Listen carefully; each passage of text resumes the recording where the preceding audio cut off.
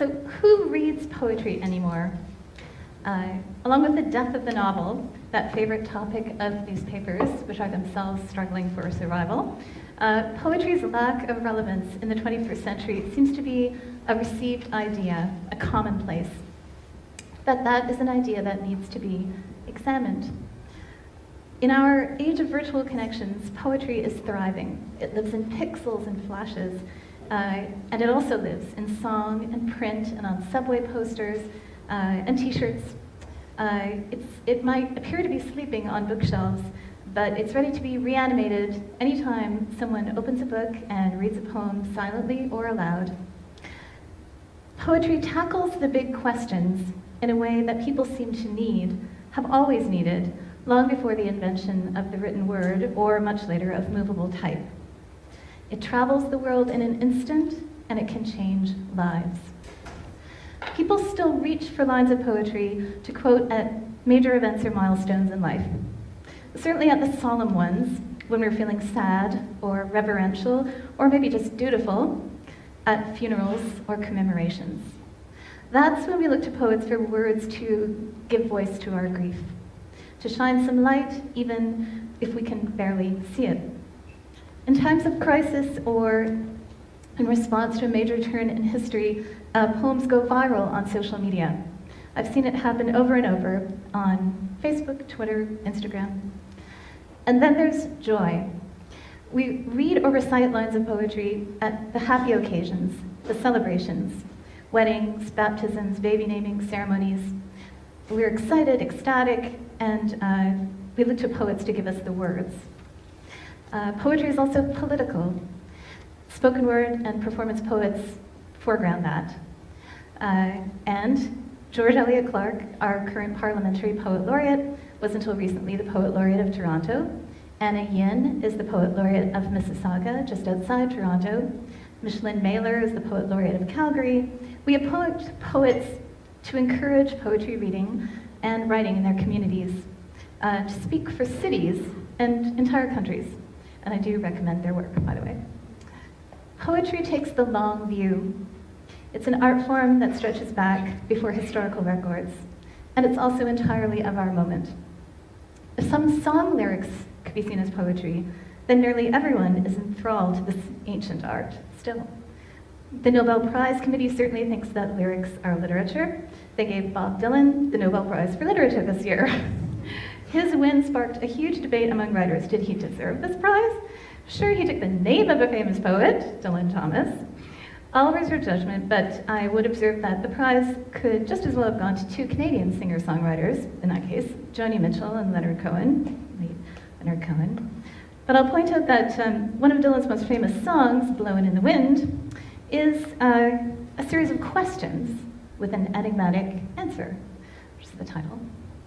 The song draws on folk poetry in the manner of Simon and Garfunkel's Scarborough Fair. That trend was definitely in the wind at the time. There's a reason that nursery rhymes and folk lyrics, ballads, epic poems, chants, and ghazals have lasted so long. They fill a human need for patterns of rhythm, rhyme, and silence.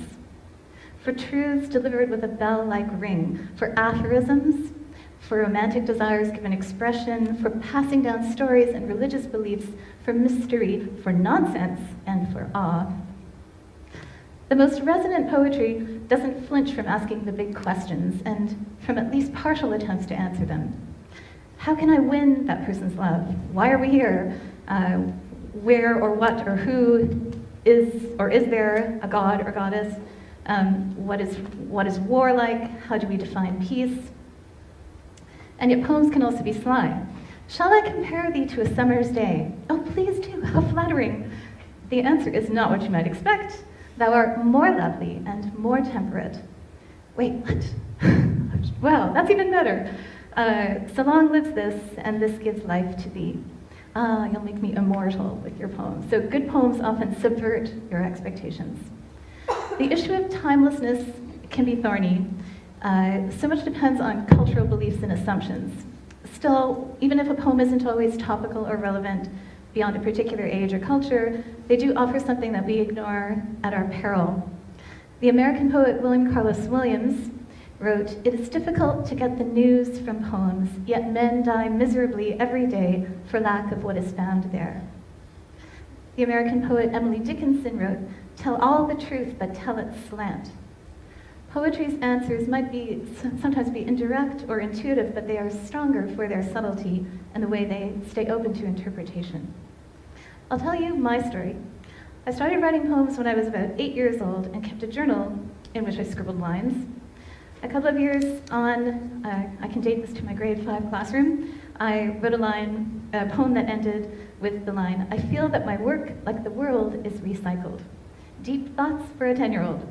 And somewhat funny, the complaint of feeling like you're simply repeating what's been thought by others and by yourself goes a long way back in English poetry, at least to studying invention's fine, her wits to entertain, oft turning others' leaves to see if thence would flow some fresh and fruitful showers upon my sunburned brain, which is by Sir Philip Sidney's the first sonnet in Astrophil and Stella from the 1580s. I stopped writing poetry in my early 30s. I felt the pressure to earn a living, to be more like a real adult. I set poetry aside until I'd given birth to my 3rd child. This kid, Will, seemed to awaken my dormant poetry brainwaves.